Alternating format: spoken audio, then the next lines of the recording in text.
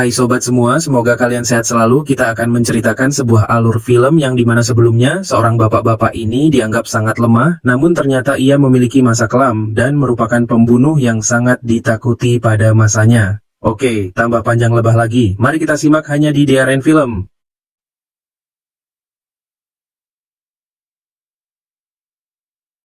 Cerita dibuka dengan memperkenalkan sosok Danny Morgan, seorang pria parubaya yang bekerja sebagai sales mobil, yang saat ini sedang sibuk melayani calon pembeli. Danny bukan tipe pria yang ambisius atau gengsian. Dia tetap santai meskipun salah satu rekan kerjanya memiliki mobil sport mewah, hasil cicilan. Hari ini Danny merayakan ulang tahun pernikahannya yang ke-25. Ia telah menyiapkan kejutan sederhana, berupa seikat bunga untuk istrinya bernama Jessica, yang menjadi cinta pertama dan yang terakhir untuk selamanya. Mereka telah dikaruniai 3 anak. Ada Nina si sulung, Kyle sang adik, dan Max si bungsu. Sebuah keluarga sederhana yang bahagia. Meski terkadang ada saja pertengkaran kecil, terutama antara Nina dan Kyle yang mendapat giliran menjaga adik mereka. Kyle yang introvert ternyata seorang gamer sejati. Ia sering menyewa komputer milik temannya hanya demi bermain game favoritnya, yaitu Valorant dengan nickname Kyle Boy. Berkat kepiawaiannya bermain, Kyle sudah punya banyak penggemar dan terkenal di dunia maya.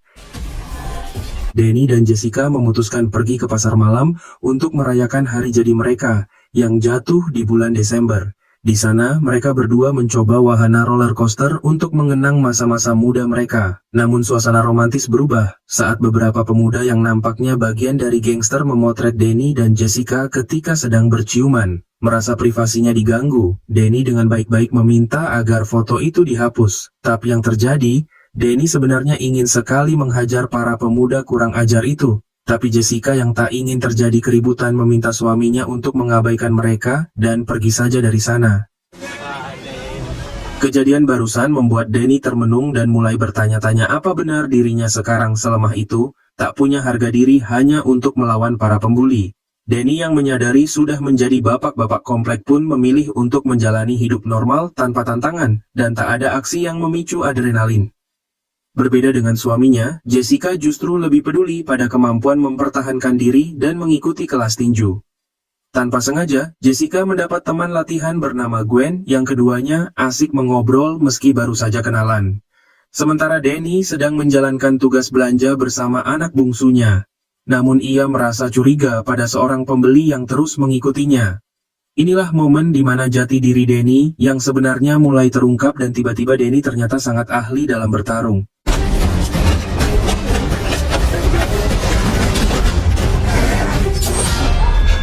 Really?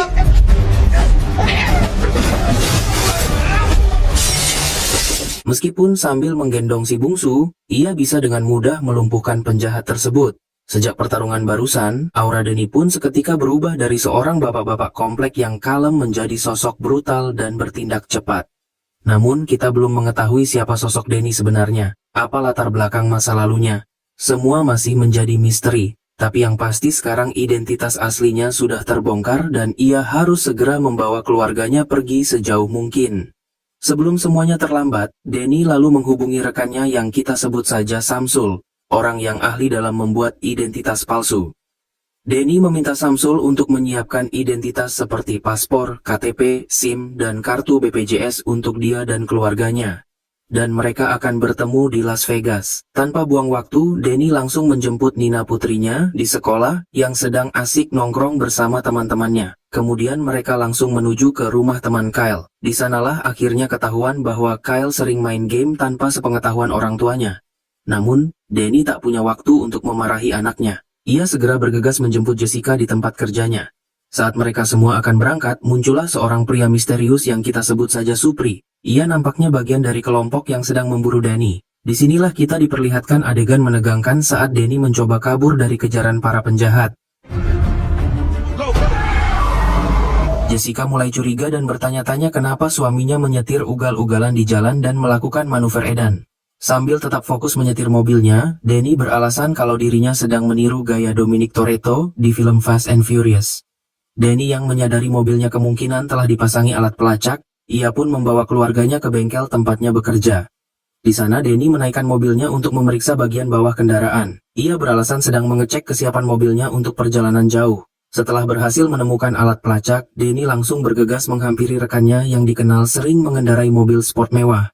Ia diam-diam menempelkan alat pelacak itu ke mobil rekannya untuk menipu para pemburu tersebut. Beberapa jam kemudian, Denny dan keluarganya telah menempuh sekitar seperempat dari perjalanan mereka. Tiba-tiba Denny melakukan hal yang tak terduga. Ia membuang semua ponsel milik anggota keluarganya dengan tujuan untuk mencegah pelacakan yang dilakukan oleh orang-orang yang memburunya. Denny beralasan kepada anak dan istrinya bahwa ponsel adalah salah satu penyebab utama kurangnya komunikasi. Tindakan yang baru saja dia lakukan merupakan bentuk kepedulian seorang ayah yang ingin menjaga keharmonisan keluarganya. Kemudian kita akan diperkenalkan dengan sosok bernama Ferry. Dia adalah pemimpin dari kelompok tentara bayaran yang sering menerima misi rahasia dari pemerintah. Disinilah terungkap bahwa Denny dulunya adalah salah satu anak buah terbaik Ferry. Namun, Denny memutuskan untuk bertobat dan memilih hidup tenang sebagai orang biasa pada umumnya. Film pun kembali ke Denny dan keluarganya yang masih dalam perjalanan menuju Las Vegas. Tapi ketika memasuki jalan tol, terlihat beberapa anak buah Ferry mengawasi mobil Denny dan mereka memutuskan untuk melakukan pengejaran menggunakan motor KLX. Beruntung istri dan kedua anak Denny sedang tertidur pulas sehingga dia bisa melakukan aksi-aksi brutal. Setibanya di sebuah kota bernama Iowa, Denny memutuskan untuk istirahat dan bersembunyi di sebuah kampus tempat pacar Nina kuliah di sana. Dan kebetulan di kampus itu sedang diadakan pesta yang diisi dengan acara makan-makan dan minum bir. Namun ada seorang mahasiswa yang teler menggoda Jessica, padahal saat itu sedang menggendong anaknya. Sementara itu Denny tengah mencurigai seorang pria yang membawa koper mencurigakan. Merasa ada yang janggal, Denny mengajaknya ke ruang laboratorium untuk diinterogasi. Dan tiba-tiba Denny pun harus menghadapi anak buah Ferry, dan terjadilah pertarungan sengit. Tak punya pilihan lain, Denny terpaksa menunjukkan kemampuan bertarungnya dan berhasil melumpuhkan lawannya.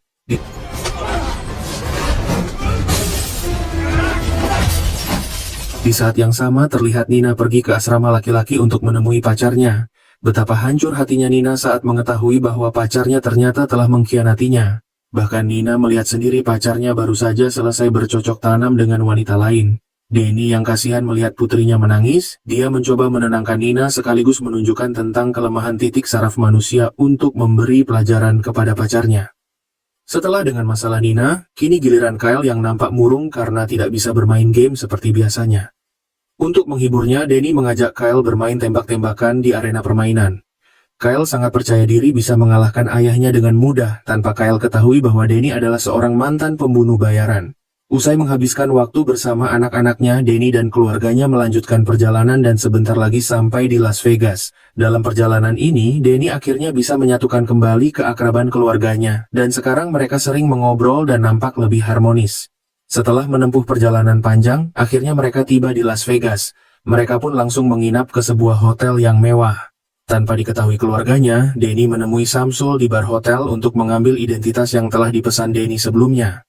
Denny dan Jessica memutuskan untuk pergi ke kasino sementara anak-anak diminta istirahat di kamar. Namun setelah kedua orang tuanya pergi, Nina dan Kyle diam-diam keluar dari hotel dan membawa si bungsu. Mereka juga ingin bersenang-senang untuk melihat suasana malam di kota Las Vegas. Mereka lalu ke sebuah acara e-sport tanpa disangka, sosok Kyle ternyata cukup dikenal di kalangan gamer. Bahkan ia diminta ikut bertanding untuk meriahkan acara tersebut.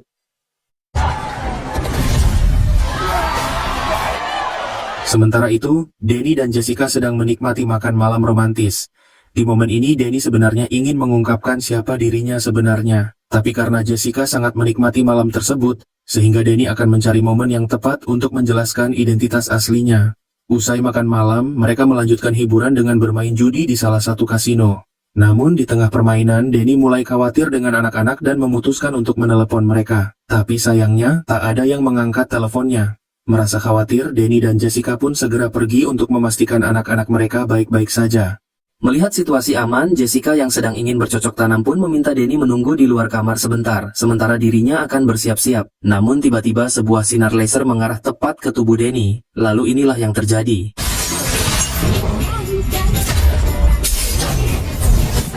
Denny dan Jessica yang baru menyadari bahwa anak-anak tidak ada di kamar, mereka segera mencari keberadaan mereka. Setelah berkeliling, mereka berdua menemukan anak-anak sedang berada di acara e-sports. Tak ada waktu menceramahi anak-anak, Denny langsung mengajak mereka pergi dari sana. Namun tiba-tiba datanglah seorang agen yang menyerang mereka. sehingga Danny pun terpaksa menunjukkan sisi brutalnya di hadapan keluarganya. Danny dan keluarganya memutuskan pindah ke hotel lain untuk bersembunyi. Di sana Danny akhirnya mengungkapkan semuanya tentang siapa dirinya sebenarnya, siapa yang mengejarnya, dan apa rencana mereka selanjutnya. Bukannya mendapat pengertian, istri dan anak-anaknya justru marah dan kecewa, karena mereka merasa telah dibohongi oleh Danny. Jessica terlihat menghubungi teman barunya yaitu Gwen, untuk curhat yang kebetulan sedang berada di Las Vegas. Setelah mendengar curhatan Jessica, Jane menawarkan bantuan dan akan membawa Jessica dan anak-anaknya pergi dari tempat itu. Sementara itu, Danny tak bisa tidur semalaman. Dia terus memikirkan cara agar keluarganya bisa memahami situasi yang dia hadapi. Namun, sekeras apapun usaha Danny, Jessica tetap pada pendiriannya dan memutuskan untuk pergi bersama anak-anak meninggalkan Danny sendirian. Sesampainya di sebuah bandara, Jessica dan anak-anak disambut Gwen yang bersedia membantu mereka kabur dari Las Vegas. Tapi keputusan Jessica ini justru menjadi kesalahan besar. Ia baru menyadari bahwa Gwen ternyata adalah mantan anak didik Ferry sekaligus rekan lama Danny yang juga bagian dari kelompok ini. Alhasil Jessica dan anak-anak malah dijadikan sandera oleh Ferry untuk memancing Danny datang kepadanya. Setelah itu Ferry menghubungi Danny dan menunjukkan kondisi keluarganya, sehingga Danny harus pergi mendatangi Ferry demi menyelamatkan istri dan anaknya. Sesampainya di sana, Danny akhirnya bertemu lagi dengan Ferry yang ternyata adalah ayah kandungnya sendiri. Hal ini mengejutkan Jessica dan anak-anak, karena mereka kembali mengetahui rahasia besar yang selama ini disembunyikan oleh Danny. Di sini, Ferry memaksa Danny agar kembali bergabung dalam bisnis keluarga. Bahkan ia mengancam akan menghabisi istri dan anaknya Danny. Demi melindungi keluarganya, Danny terpaksa menuruti kemauan Ferry. Setelah mereka sepakat, Ferry memerintahkan ajudannya, yaitu Om Botak, untuk mengantar Jessica dan anak-anak ke bandara agar bisa pulang ke rumah mereka. Sementara Danny sendiri akan dibawa Ferry ke markasnya. Namun sebelum itu, Gwen meminta waktu untuk berbicara dengan Danny. Ternyata Gwen adalah mantan kekasih Danny yang dulu ditinggalkan. Di sisi lain, Jessica dan anak-anak terlihat sedang bersama Om Botak. Mereka merasa simpati dan mulai sadar atas semua pengorbanan Danny. Tak rela jika Danny kembali ke jalan yang salah, Jessica akhirnya memutuskan untuk menyelamatkan suaminya dari kelompok pembunuh tersebut. Dan betapa terkejutnya mereka saat melihat Danny sedang ditindih oleh Gwen. Tapi dengan sigap, Danny langsung melumpuhkannya menggunakan jurus cium naga ke titik saraf sehingga Gwen tak sadarkan diri. Ternyata di sana masih ada satu anak buah Ferry, yaitu si hacker. Dan rupanya dia ngefans berat sama Kyle yang seorang gamer handal. Bahkan dia menunjukkan drone canggih miliknya yang bisa membantu mereka keluar dari masalah ini. Di saat yang sama, Ferry yang menyadari kalau Om Botak tak kunjung datang, dia pun memerintahkan anak buahnya untuk kembali masuk ke dalam gedung. Sementara Danny sudah bersiap menghadapi mereka semua dengan bantuan Kyle yang akan mengendalikan drone. Danny pun menyambut kedatangan anak buah Ferry dengan ledakan yang sudah ia siapkan. Di tengah pertempuran, Danny memperingatkan Ferry agar mengurungkan niatnya untuk melawan. Namun, Ferry tak menggubrisnya dan malah memerintahkan semua anak buahnya untuk gas terus menyerang tanpa mundur sedikit pun. Di sisi lain, Jessica dan anak-anaknya baru saja sampai di atap gedung dan tiba-tiba lift menyala yang pertanda ada seseorang yang sedang mengejarnya. Dan benar saja, ternyata itu adalah Gwen yang telah sadar dari pingsannya. Jessica pun akan menembak dengan pistol yang sebelumnya diberikan oleh Danny. Tapi yang terjadi karena Jessica hanyalah seorang ibu rumah tangga yang belum pernah memegang senjata, ia pun menembak asal-asalan sampai pelurunya habis. Melihat kedatangan Gwen, Jessica merasa percaya diri bisa menghadapinya secara langsung. Apalagi ia sempat latihan tinju selama beberapa minggu terakhir. Alhasil, Jessica justru dibuat babak belur dihajar oleh Gwen sampai dia jatuh ke bawah. Gwen yang sedang ingin sedikit hiburan, dia sengaja membiarkan Jessica mengambil sebatang bambu untuk mencoba naik ke atas, dan inilah hasilnya. Walaupun tubuhnya kesakitan, Jessica pun terus berjuang demi menyelamatkan anak-anaknya. Dia kembali mengambil patahan bambu itu dan tiba-tiba kita kembali ke Danny yang masih bertarung habis-habisan melawan sisa pasukan Ferry. Berkat latihan keras dan pengalamannya, Danny mampu menghabisi mereka satu persatu. Namun pada akhirnya Danny harus buy one langsung dengan Ferry ayahnya sendiri. Tapi Ferry yang jauh lebih berpengalaman berhasil membuat Danny terpojok. Saat Ferry punya momen untuk menembak Danny, tiba-tiba Jessica datang bersama anak-anaknya. Tak disangka Nina memanggil Ferry sebagai kakek. Nina mengatakan bahwa dia tak pernah membenci kakeknya meskipun seorang pembunuh berdarah dingin. Bagi Nina, keluarga adalah hal terpenting di dunia ini. Namun tiba-tiba ternyata semua itu hanyalah pengalihan. Nina sengaja mengulur waktu agar bisa menyelamatkan Denny, ayahnya, dan tepat ketika situasi menegangkan telah usai, para polisi baru datang untuk melerai. Tapi mereka kurang gercep kalau tak ada cuan karena semua penjahat sudah habis dibantai. Setelah semuanya selesai, Ferry pun langsung ditangkap dan harus mengakui semua kejahatannya di hadapan media. Sementara Denny akhirnya membangun perusahaan jasa keamanan dengan Samsul sebagai salah satu karyawannya. Denny akhirnya mendapatkan hidup yang selama ini dia impikan setelah melewati berbagai ujian dalam hidupnya. Pesan yang bisa kita ambil dari film ini adalah bahwa seseorang tak perlu menjelaskan siapa dirinya. Cukup lihat bagaimana perjuangannya demi melindungi keluarga dan orang-orang yang dia cintai. Oke, terima kasih sudah nonton video ini sampai selesai. Jangan lupa like, share, dan subscribe channel ini dan sampai jumpa di konten berikutnya. Terima kasih and see you.